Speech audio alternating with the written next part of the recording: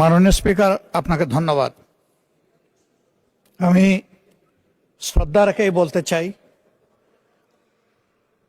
মাননীয় সংসদ সদস্য বয়সে আমার বড়, তিনি মুক্তিযুদ্ধে তার অবদান সবকিছুই বলেছেন, কিন্তু নিজের অবদান বলতে গিয়ে আরেকজনের অবদানের উপরে হাতুড়ি পিটানোর অধিকার কাউকে দেওয়া হয়। তিনি পার্সোনালি আমাকে হার্ট করেছেন। তিনি বলেছেন যে আমি বলে থাকি আমি শহীদ মুক্তিযোদ্ধা পরিবারের সদস্য, তাহলে ইনি এটাকে চ্যালেঞ্জ করছেন। 2 নম্বর, উনি বলেছেন কোনো মুক্তিযোদ্ধা কিংবা শহীদ মুক্তিযোদ্ধা পরিবারের কেউ জামাত ইসলামী করতে পারে না, তাহলে উনাকে জিজ্ঞেস করে করা লাগবে? এটি আমার নাগরিক অধিকার। আমি কোন দল করব, কোন আদর্শ আমি অনুসরণ করব, এর উপর হস্তক্ষেপ করার ন্যূনতম কোনো অধিকার রাষ্ট্র কিংবা সংবিধান কাউকে দেয়নি। আমি এটা তীব্র নিন্দা জানাই। আমার আইডেন্টিটি নিয়ে প্রশ্ন করা হয়েছে, এটা গুরুতর অপরাধ করেছেন উনি। আবার আমার আদর্শ সিলেকশনের ব্যাপারে উনি কথা বলেছেন, এটা বাড়তি অপরাধ করেছেন। আমি অনুরোধ করব মাননীয় স্পিকার, তার এই অসংসদীয় অংশটা এখান থেকে যেন এক্সপাঞ্জ করা হয়।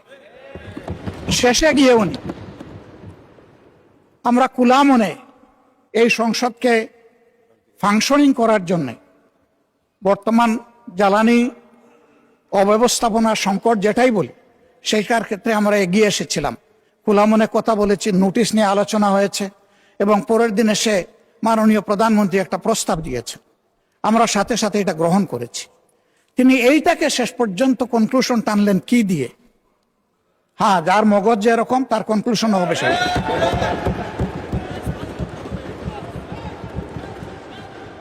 তার মতো একজন প্রবীণ ব্যক্তির কাছ থেকে, রাজনীতিবিদদের কাছ থেকে আমি এই ধরনের আচরণ আশা করিনি। আমরা এখানে প্রথম দিনই বলেছি ভালো কিছু শিখতে এসেছি। কাউকে হিট করা, গালি দেওয়া, এর মাধ্যমে বড় কিছু অর্জন করা যাবে না। কিছু গোলাবাজি হতে পারে বড় জোর, কিন্তু তার চাইতে বেশি কিছু হবে না।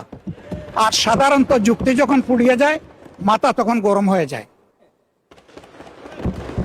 একটা প্রবাদ আছে, রেগে গেলেন তো হেরেই গেলেন।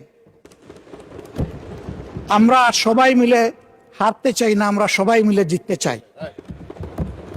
এই জন্য সবাই যেন মাথাটা একটু ঠান্ডা রেখে যুক্তির সাথে সত্য নির্ভর কথাগুলা বলি, তাতে অবশ্যই দেশবাসী উজ্জীবিত হবে, এই সংসদের প্রতি মানুষের আস্থা তৈরি হবে এবং দেশটাকে নিয়ে সবাই মিলে আমরা সামনে এগিয়ে যেতে পারবো।